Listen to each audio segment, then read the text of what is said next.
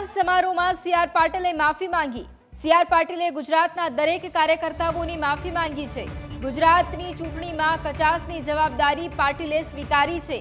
ગુજરાત લોકસભામાં એક સીટ 30,000 મતોથી હારી જતા માફી માંગી છે. ગુજરાતમાં ક્લીન સ્વીપ ન કરી શકવાનો રંજ છે તેવું સી.આર. પાટીલે કહ્યું છે. હાર્યા તે માટે કારણ આપવામાં હું નથી માનતો. 2 વખતે ગુજરાત લોકસભાની ચૂંટણીમાં 26માંથી 26 સીટ મેળવી. આ વખતે 26માંથી 25 સીટ બીજેપીને મળી તેવું પણ સી.આર. પાટીલે કહ્યું છે.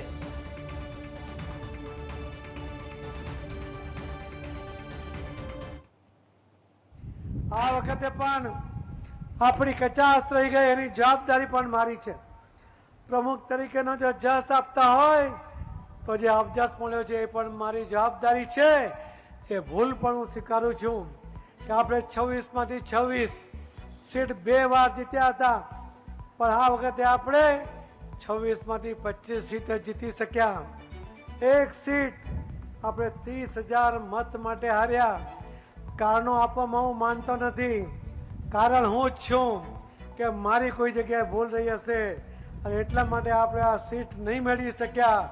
એટલા માટે હું સૌ ગુજરાતના કાર્યકર્તાઓનો ખરેખર દિલથી માફી માંગુ છું.